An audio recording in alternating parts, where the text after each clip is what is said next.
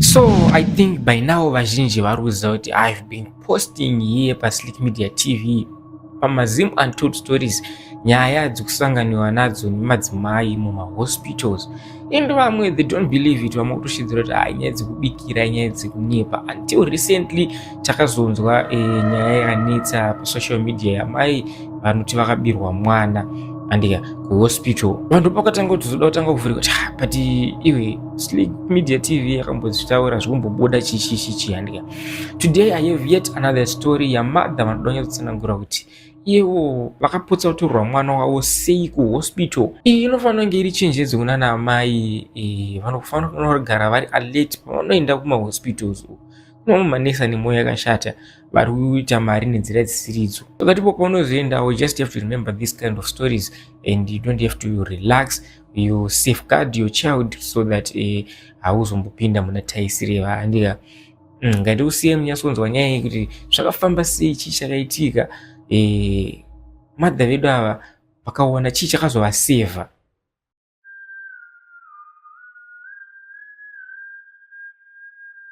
Ini ndine nyaya yandakaitikawo ikafanana neyataurwa namai vekuda kubirwa mwana. Ndakandiri muchipatara, ndakapinda muchipatara, ndakagara muchipatara 2 months.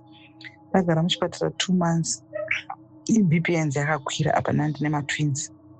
Saka ndagara muchipatara 2 months, munyama ndakutongojaira kuti kufamba zvangu muchipatara munyama nechikona vanenge vapona vachiendawo, ndine mimba yangu ndirimo.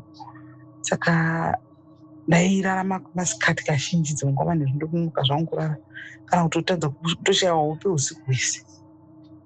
Saka ndakati ndakarara kudaro, hope dziri kunetsa, dziri kuramba, hope dziri kuramba. Saka ndakangowatawo namanhede ndiri muwati mangu, ndakatora chishiti ndobva ndafuka chishiti changu pamusoro nekuti maipisa. Ndakaona murume akapinda, murume akapfeka zvinhu zvewhite, murefu akapinda, but kusaidi kwakapinda nako kusaidi kwakunyanya kufamba nevanhu stereki, kwakusina kufamba nevanhu stereki nokuti kwaingozofamba madhokota anenge ainzi ari kuenda kumabloods achinotesta mabloods iri kunotora mabloods.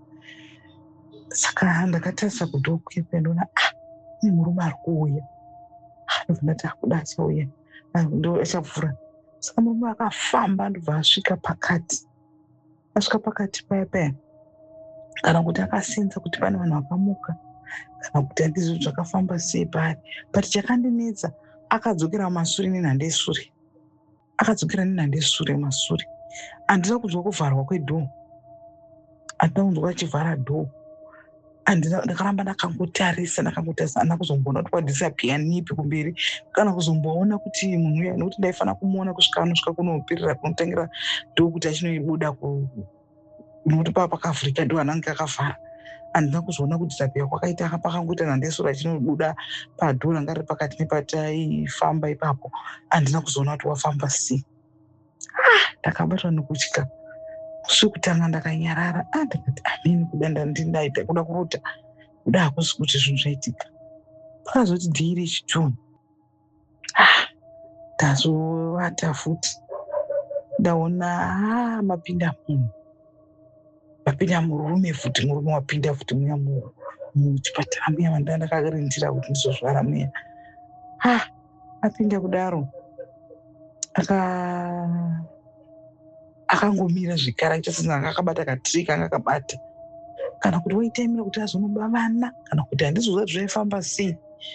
Ndaona apinda kudaro ndobva adzokera zvine nhande shure, kana kuti aiona kuti ndakasvinura kana kuti handizoti zvaifamba sei, adzokera nenhande shure. Saka ndaona kudaro takazoti ndakutotaura nevamwe mumakuseni, zvandaona ndani 2 times ndichiona zvinhu zvandiri kuona ini. Handizoti kuti maziso angu iri kana kuti pfungwa dzangu kana ndiri kufamba sei. Ndiri kutotaura kudaro mumukadzi akati ndakazvionawo. Saka takaita vanhu 2 muwadhi imomo, apa wadhi inenge ichitakura vanhu 20 muwadhi vatete tiri imomo, but vanhu 2 tisi takazviona. Saka tiri kutaura kudaro so metro akabva atidaidza, akanotaura nesu zvikanzi imimi vanhu imunenge munonamata vanhu imimi, zvamaona zvionekwe nevanhu vakawanda. Ende handisi kutombonzwisa kuti zvii zviri kuitika pano, asi rambai muchinamata, rambai muchinamata Mwari vanokudai. Dzimwe nguva vanhu vakafa panapa vakumuka zvipuku, dzimwe nguva chii, but ndakaona sekuti panenge pane madhiri anenge achitoitika panzvimbo ipapo. Nokuti mumwe musi masikati ndichitotendera panzvimbo ipapo ndichitongofamba hangu semunhu anga agarisa panzvimbo ndichinotsvaka chikafu ndichiti nchidi, ndakasangana nemunhu akapfeka masiki kumeso. Akapfeka masiki kumeso, ane mazibhegi anga akabata akawanda wanda, achibuda achifamba achienda.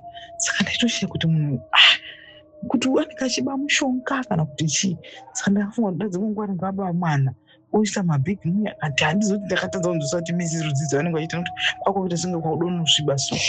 Ende saidi anenge achingofamba ndizonzwa kuda mai vanhu vanga vazona vanhu vaizopona vachidzokera kunzvimbo kwavo. Nokuti ukabva kusaidi wati kunoponera vanhu waizofamba uchiita seunofamba kusina kana kwakusisiri bhizi, unenge wangonyarara kusina vanhu vanofamba sitereki. Saka hapana anonyanya kuona. But ndakavhunduka ndakabva ndatoti handichadi zvekufamba famba ndichibuda pai mumaternity ward muya.